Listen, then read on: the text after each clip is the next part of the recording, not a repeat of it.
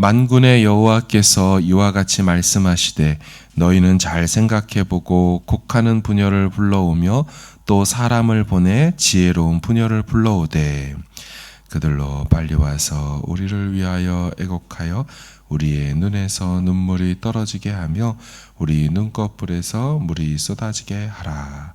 이는 시온에서 통곡하는 소리가 들리기를 우리가 아주 망하였구나. 우리가 크게 부끄러움을 당하였구나. 우리가 그 땅을 떠난 것은 그들이 우리 거처를 헐었음이로다 함이로다. 부녀들이여 여호와의 말씀을 들으라. 너희 귀에 그의 입의 말씀을 받으라.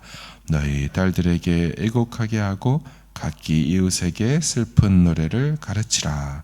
무릇 사망이 우리 창문을 통하여 넘어 들어오며 우리 궁실에 들어오며 밖에서는 자녀들을 거리에서는 청년들을 멸절하려 하느니라. 너는 이같이 말하라. 여호와의 말씀에 사람의 시체가 분토같이 들에 떨어질 것이며 다른 자의 뒤에 버려져 거두지 못한 곡식단같이 되리라 하셨느니라. 여호와께서 이와 같이 말씀하시되 지혜로운 자는 그의 지혜를 자랑하지 말라. 용사는 그의 용맹을 자랑하지 말라. 부자는 그의 부함을 자랑하지 말라. 자랑하는 자는 이것으로 자랑할지니 곧 명철하여 나를 아는 것과 나 여호와는 사랑과 정의와 공의를 땅에 행하는 자인 줄 깨닫는 것이라. 나는 이 일을 기뻐하노라. 여호와의 말씀이니라. 여호와의 말씀이니라. 보라, 날이 이르면 할례 받은 자와 할례 받지 못한 자를 내가 다 벌하리니 곧 애굽과 유다와 에돔과 암몬 자손과 모압과 및 광야에 살면서 살적을 깎은 자들에게라. 물은 모든 민족은 할례를 받지 못하였고 이스라엘은 마음에 할례를 받지 못하였느니라 하셨느니라. 아멘. 예루살렘의 멸망은 이제 피할 수가 없습니다. 하나님은 이미 결정하셨고 돌이킬 수 없습니다. 문제는 이런 결정의 선지 예언에도 불구하고 이들이 듣고 반응하지 않는다는 것이죠. 나라가 망한다는데 포로되어 끌려가고 그 과정에서 엄청난 죽음이 발생한다고 해도 별 반응이 없다는 것입니다. 하나님은 선지자를 통해 명령하십니다. 유다의 전문 통곡자들을 불러와라. 장례식장에서 애곡하는 전문 울음꾼들을 섭외해 오라고 합니다. 17절을 보시면 만군의 여호와께서 이와 같이 말씀하시되 너희는 잘 생각해보고 곡하는 부녀를 불러오며 또 사람을 보내 지혜로운 부녀를 불러오되 곡하는 부녀를 불러와라. 그래놓고 표현을 살짝 바꾸죠. 지혜로운 부녀를 불러와라. 왜 곡하는 부녀가 지혜로운 부녀가 될 수 있을까요? 이 여인들은 시대의 아픔에 동참하는 여인들이기 때문에 지혜로운 부녀라고 하는 겁니다. 나라가 심판받아 멸망당한다는데 멍하니 아무렇지도 않아 하고 하나님께서 진노하여 멸하신다는데도 두려워하지 않고 떨지도 않고 있으면 그들은 지혜가 없는 것이고 감각도 없는 자들이죠. 그래서 이렇게 통곡하고 애곡하는 부녀들이야말로 지혜로운 부녀라고 말하는 것입니다. 하나님은 이들의 울음을 통하여서 딱딱하게 굳어져 버린 이스라엘의 가슴에서 눈물이 나오길 바랬습니다. 18절을 보시면 그들로 빨리 와서 우리를 위하여 애곡하여 우리 눈에서 눈물이 떨어지게 하며 우리 눈꺼풀에서 물이 쏟아지게 하라. 이들은 좀처럼 반응하지 않는 자들이지요. 영적으로 무감각한 자들이고 무신경한 자들이었습니다. 나중에 신약에서도 악한 세대들의 특징을 같은 맥락으로 이렇게 예수님이 말씀하신 적이 있습니다.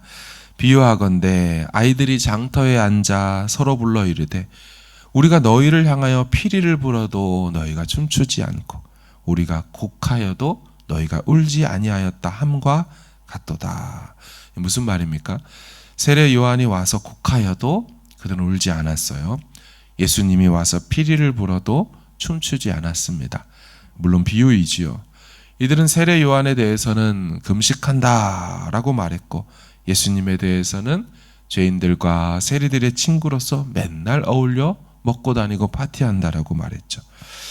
악한 세대의 특징이 이렇게 금식을 하자고 하거나 아니면 기쁜 날이다라고 말해도 반응하지 않는 태도가 악한 세대의 특징이죠. 문제는 예수님 시대에도 이들이 이렇게 반응하지 않았고요. 예레미야 시대에도 이들이 반응하지 않았습니다. 그래서 성부 하나님께서 전문 애국꾼들을 불러와서 죄인들의 마음을 움직이려 하셨던 것입니다. 우리는 반응하는 마음이어야 합니다. 아무 것에나 쉽게 가볍게 흔들리고 반응하라는 것이 아니지요.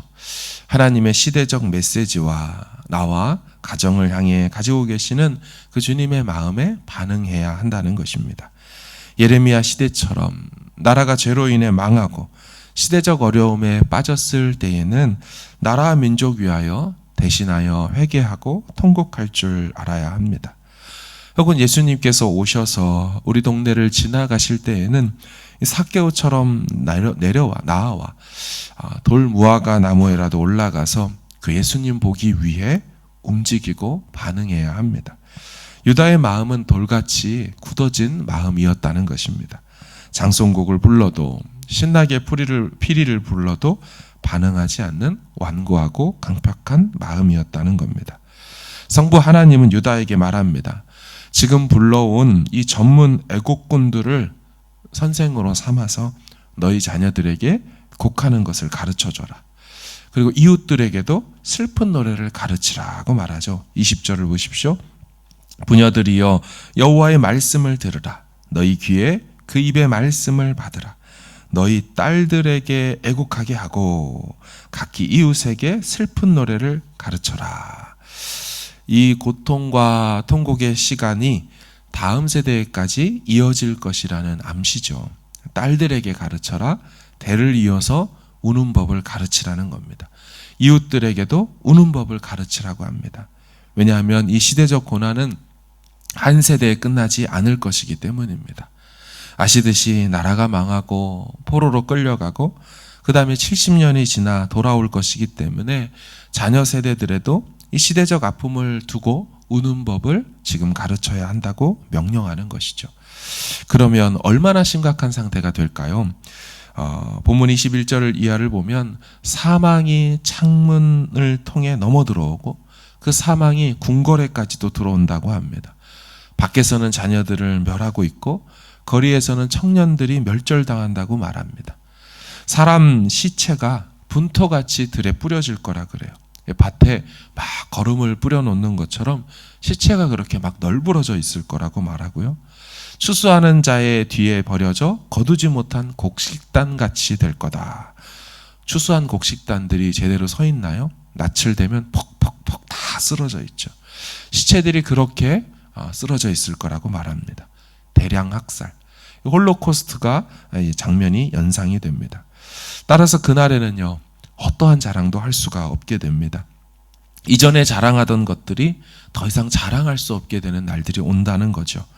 23절을 보시면 지혜로운 자는 그 지혜를 자랑하지 말고 용사도 그 용맹을 자랑하지 말고 부자도 그 부함을 자랑하지 말아라. 그렇죠. 나라가 망한 마당에 지혜자들이 어찌 내가 지혜 있다 그렇게 말할 수 있겠습니까? 그 지혜가 있으면 나라를 구했어야겠죠. 용사도 내가 용맹하다 말하지 못하지요. 용맹했다가는 제일 먼저 죽임을 당하겠죠. 부자도 부함을 자랑하지 못할 겁니다. 나는 부자라 했다가는 제일 먼저 재산을 빼앗길 것이기 때문입니다. 자랑의 기준이 바뀐다는 것입니다. 세상을 지배하던 기준이 달라지게 될 거라는 거죠. 그러면 그날에는 무엇을 자랑하게 될까요? 오직 이것을 자랑하게 될 거라고 말합니다. 24절을 보시면 자랑하는 자는 이것으로 자랑할지니 곧 명철하여 나를 아는 것. 여호와를 아는 것이 명철한 것이고 그것을 자랑하는 날이 될 거라고 말합니다. 왜냐하면 심판 날에는 여호와가 누구신지 아는 자만 구원을 받을 것이기 때문에 그것이 자랑이 되는 것이죠. 두 번째는 나 여호와는 사랑과 정의와 공의를 땅에 행하는 자인 줄 깨닫는 것을 자랑하게 될 것이다. 여호와께서 사랑과 공의와 정의로 세상을 다스린다는 것을 깨닫는 자가 바로 자랑을 할 수 있게 될 거라고 말하죠. 이 세상을 여호와께서 통치하시는구나. 그분의 공의와 정의와 사랑으로 통치하시는구나. 이것을 깨닫는 자가 결국 살아남을 것이고 그것이 자랑이 될 것입니다. 하나님 말씀하십니다. 나는 이 일들을 기뻐한다. 여호와를 아는 일들, 또 그리고 하나님이 당신의 성품으로 이 세상을 다스린다라는 것을 깨닫는 일들, 나는 그것이 기쁘다라고 말씀합니다. 자녀가 부모가 어떤 분인지 알고 그 마음을 헤아린다. 부모에게는 큰 기쁨이 있지요. 아버지가 이거 좋아하시는 것 같아서, 어머니가 이거 좋아하시는 것 같아서 이번에 이걸 선물로 샀어요. 아버지의 마음, 부모를 마음을 헤아린다면 큰 기쁨이죠. 부모가 어떤 것으로 좋아하고 싫어하는지를 아는 것, 부모의 가치에 따라 순종하며 살아가는 것, 부모 마음이 너무 기쁘죠. 역시나 하나님 마음도 그렇다는 것입니다. 그러나 유다는 여호와 알기를 거절하였습니다. 그 지식 얻기를 싫어하였습니다. 돌아오라고 해도 그 마음이 좀처럼 움직이지 않았습니다. 타이르고 때론 경고하고 울어봐도 안 좋은 의미로 요지부동하였습니다. 결국 하나님 여호와는 할례자와 무할례자 모두를 심판하신다고 말합니다. 25절을 보면 보라, 날이 이르면 할례받은 자와 할례받지 못한 자를 내가 다 벌하리니. 할례받지 못한 자는 이방인으로서 심판을 받을 것입니다. 그들에게는 거룩함이 없죠. 그래서 심판받는 겁니다. 26절을 보시면 애굽과 유다와 에돔과 암몬 자손과 모압과 및 광야에 살면서 살적을 깎은 자들에게니라. 이 살적을 깎은 자들도 심판받는다 말해요. 무슨 표현이냐면 머리 구렛나루를 다 깎은 자들을 얘기합니다. 왜 구렛나루를 깎은 사람들을 심판을 하실까요? 레위기에 보면 머리칼을 둥글게 깎지 말며 수염 끝을 손상하지 말며. 오늘날에도 정통 유대인들은 이 구렛나루가 길게 꼬아서 내려오지요.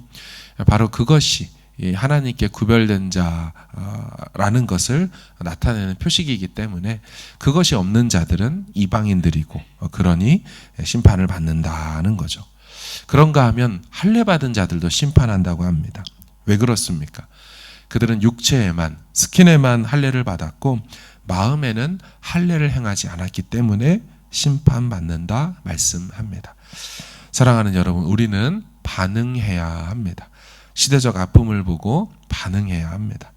영혼의 핍절함, 믿음이 없어서 유리함, 목자가 없어서 방황함, 말씀이 없어서 주인고, 진리가 없어 헤매이는 자들을 보며 우리는 울어야 합니다.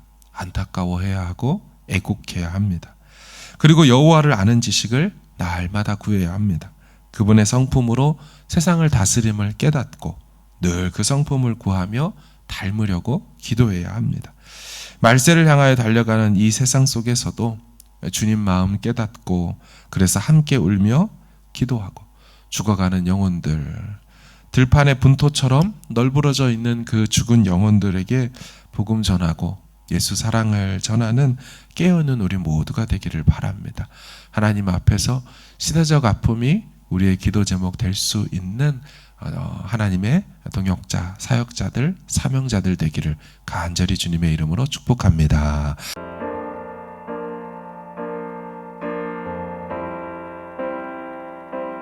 주의 나라가 임할 때 하나님 임재하실 때 예배가 회복되며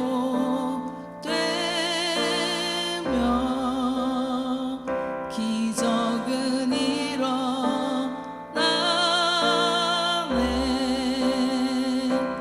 전능하신 주 영원하신